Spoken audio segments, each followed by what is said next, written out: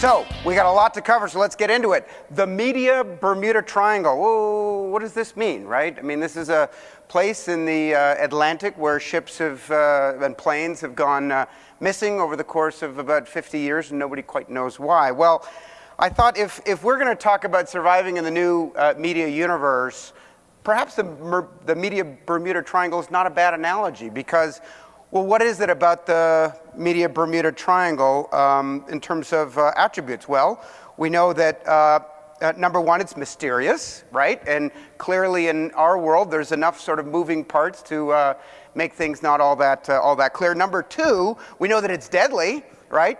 Guys, people have gone missing in the media Bermuda Triangle, and I would suggest, and we'll get into it, that there's certainly some issues for some of the players in the advertising technology world. And third is that it's mythical, at least as it relates to the disappearance in the Atlantic. I would suggest that this is one that does not apply in our industry. It's not mythical. The media Bermuda Triangle is very, very real. So let's get into it. I think a little bit of background here.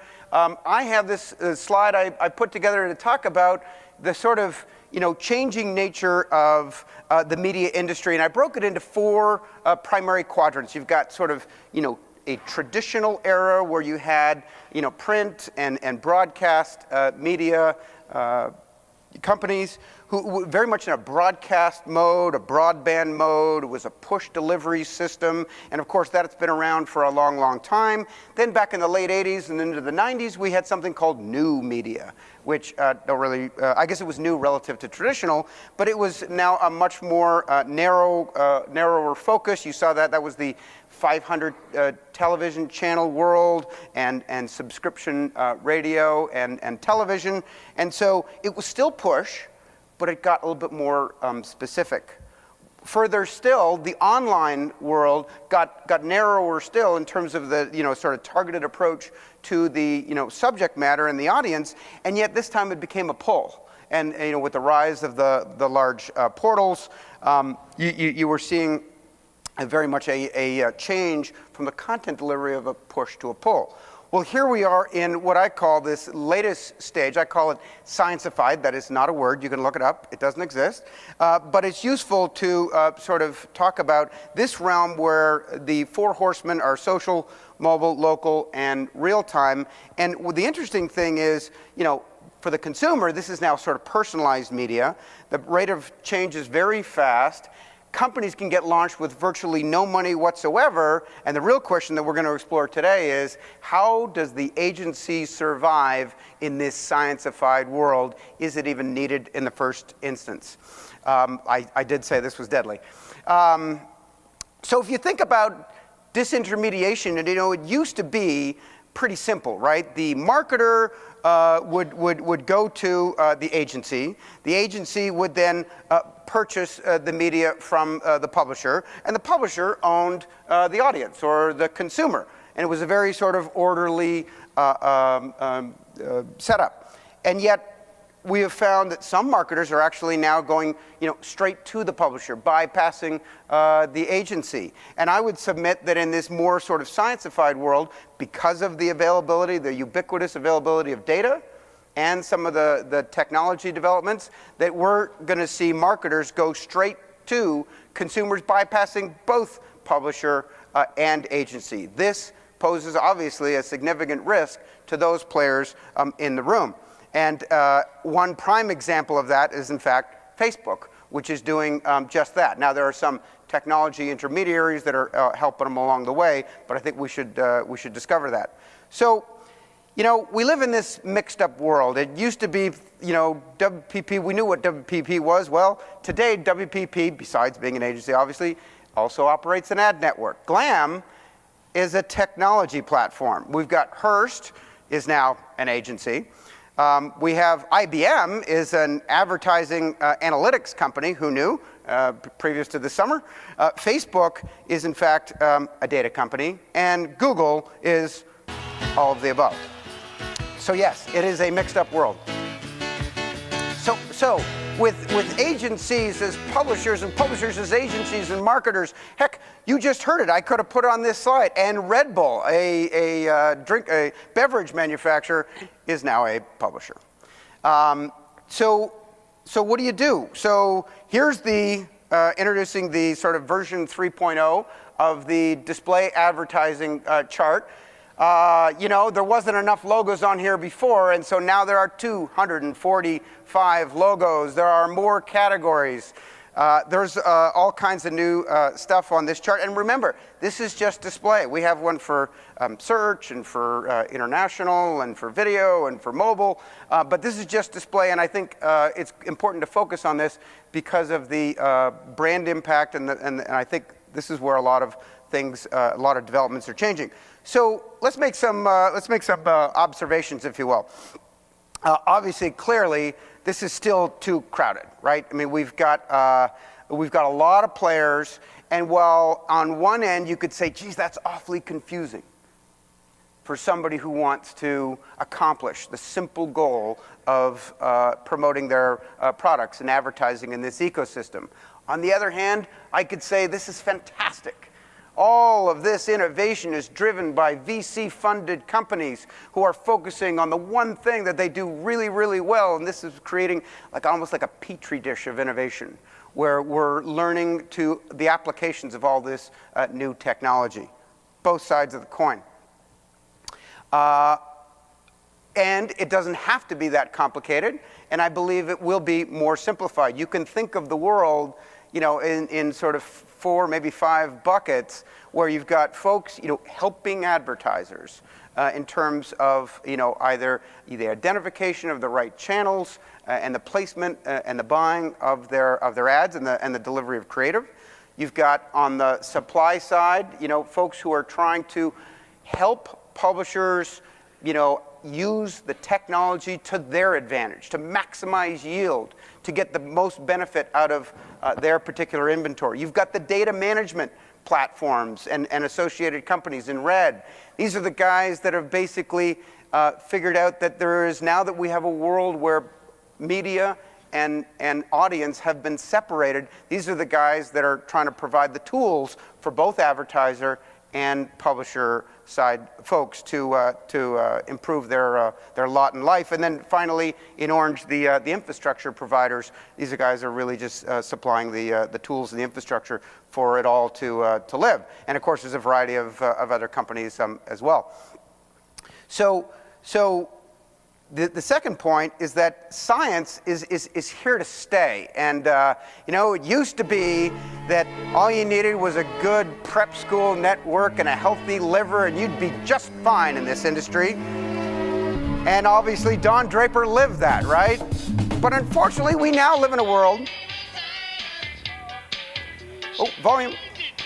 where it's a little bit different. An advanced science degree may be, in fact, a better a better skill set for you to understand how this ecosystem works. And some of you may say, but geez, the automated buying on exchanges or audience-based buying, that's really just a small minority. And I would suggest to you that at the beginning of the year, it was a very, very small minority. And now at the end of 2010, it's probably tripled or quadrupled based on non-scientific evidence that I've gotten from the amount of volume that's going through that system. And so my suggestion is it's growing very, very rapidly, and I think it's becoming going to be a very important consideration for advertising. Facebook alone doesn't have salespeople, okay? They get all of their advertising through APIs, and so given just the growth on their platform, I think is indicative of how some of these tools can get broader take-up amongst the publisher and advertiser community. So I suggest it is important. Observation number 3, you have to earn your seat in this complicated and fragmented universe. You can't just rely on the fact that you've had a 20-year relationship with such and such a marketer and you've controlled their media spend. That doesn't work anymore. We're living in an accelerated world of meritocracy where you have to say, no, this is what I do, and that's why I added, and know your client, because do you serve the advertiser or do you serve the publisher? Pick one. Because too many companies say, yeah, we provide this, and it does this, and so 4 advertisers. You ever go to the websites of these companies? 4 advertisers, 4 publishers. Really? Really? Pick one. So earning your seat is really an important question that I think we're going to get into in our back and forth, because it's a critical question for agencies.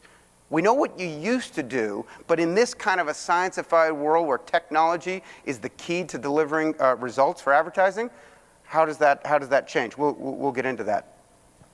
And all of this is happening because we now have this world where it's all bifurcated.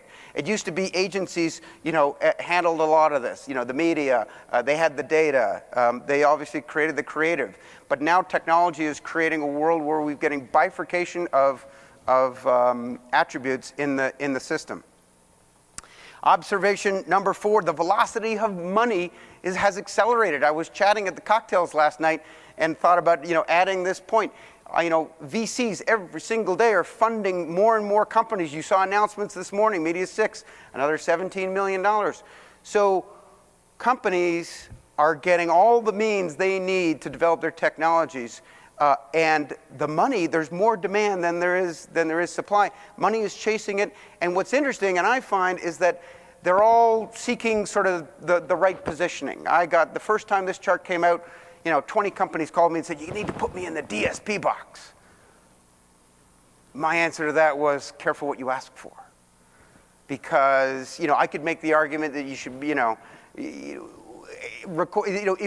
because DSPs was the sort of the flavor of the day. And today, it's DMP. And next year, who knows? But I warn against, the flavor of the month and sometimes the velocity of the money in the ecosystem, sort of chases the latest thing. It's really important to sort of just deliver value add.